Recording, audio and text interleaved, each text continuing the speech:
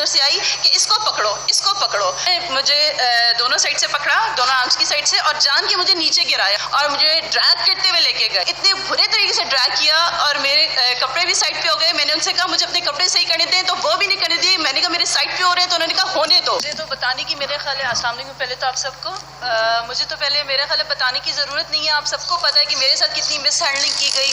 میں وہاں پر پہلے میرے ساتھ سب سے پہلے یہ بات شاید کسی کو نہیں پتا, کچھ میڈیا والوں کو شاید بات پتا ہو کہ جب میں وہاں سے ریلی کو ہم ویلکم کرنے کے لیے کھڑے ہوئے تھے, جب اینڈ ہوئی ہے ہم وہاں سے جا رہے تھے, تو مجھے پہلے ایک پولیس والی نے پیچھے سے پکڑا, زور سے مجھے ٹائٹ پکڑ لیا آرم کی سائڈ سے, لیفٹ آرم سے. پھر جب میں نے اسے پش کیا, میں نے اسے چھڑوا کے میں جیسے ہی نکلی ہوں تو سارے میڈیا والوں نے مجھے یوں سراؤنڈنگس میں لے لیا, اور میں سینٹر میں تھی, سارا میڈیا تھا. مجھے اچھا میڈیا سے تھوڑا سا مجھے یہ ہوگا کہ میڈیا والوں نے بھی اس وقت ظاہر اوبیسلی آپ لوگ تو کچھ نہیں کر سکتے تھے. آپ لوگوں نے میرے سے پوچھا کہ آپ کے ساتھ کیا ہوا. میں نے آپ سب کو بتایا کہ میرے ساتھ مجھے پکڑنے کی کوشش کی گئی ہے, لیکن ان کی ہمت نہیں ہوگی کہ مجھے پکڑ نہیں سکتے یہ لوگ. انہوں نے مجھے پکڑنے کی کوشش کیوں کی, وائی دے ڈو دیٹ. تو پھر اس کے بعد آپ لوگ, میں اوبیسلی اس میں اتنی اس وقت اگریسو ہوئی ہوئی تھی کہ میرا اگریسو ہونا بنتا تھا. ہم وہاں پہ ہم چیف جسٹس صاحب کے لیے کھڑے ہوئے تھے, ہم آئین کے لیے کھڑے ہوئے تھے, وہاں پہ رول آف لا کے لیے کھڑے ہوئے تھے. تو میرا تو بنتا تھا کہ میں وہاں کے میں اس وقت اگریسو ہوتی کہ میرے ساتھ یہ کیوں ہو رہا ہے. یہ ہم نے وہاں مسئلہ بارود لے کے تو نہیں کھڑے ہوئے تھے نا, نہ ہمارے پاس کوئی ڈنڈے تھے. تو میں نے صرف جسٹ یہی کہا کہ میں نے تو پولیس والی کی آواز مجھے ادھر سے آئی کہ اس کو پکڑو اس کو پکڑو. آئی ڈونٹ نو وہ کون تھا, لیکن میں اب کچھ نہیں کہہ سکتی اس کے بارے میں. لیکن انہوں نے مجھے دونوں سائڈ سے پکڑا, دونوں آرمس کی سائڈ سے, اور جان کے مجھے نیچے گرایا ان لوگوں نے, اور مجھے ڈریگ کرتے ہوئے لے کے گئے.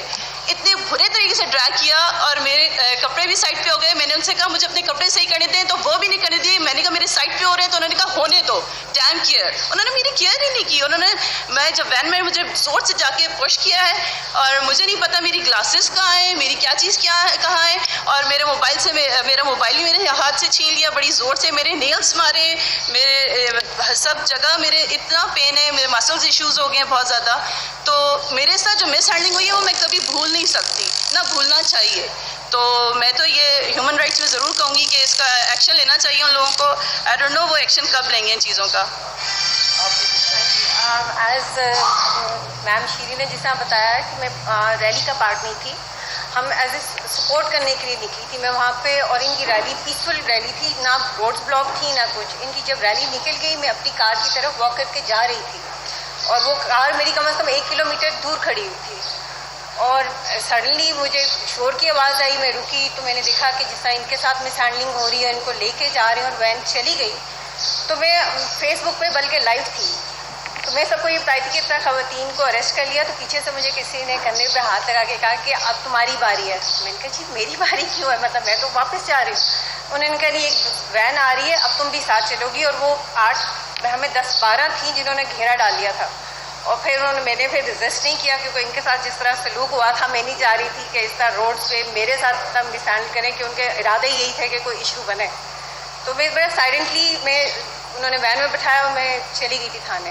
لیکن تھانے جا کے افسوس اس لیے ہوا کہ وہاں پہ کسی کو کوئی پتہ نہیں تھا کہ ہمیں کیوں لے کے آئے ہیں, ہمارا گناہ کیا ہے, ہمارا مطلب جنہوں نے گرفتار کیا تھا ان کو بھی نہیں پتا کہ ہمیں کیوں وہاں پہ گرفتار کیا گیا تھا.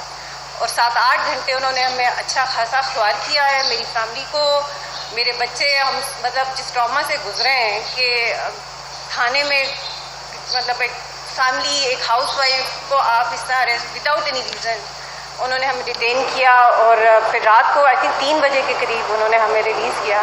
لیکن وہ بڑا ٹرامیٹک ہمارے لیے تھا. ہم نے کبھی یہ نہیں سوچا تھا ایز اے پاکستانی, پاکستان میں ہمارے ساتھ خواتین کے ساتھ یہ سلوک بھی ہو سکتا ہے. تو دس از سم تھنگ نیو. تو اس سے پتہ چلتا ہے کہ کوئی آئین نہیں, کوئی لا نہیں, کوئی رول نہیں.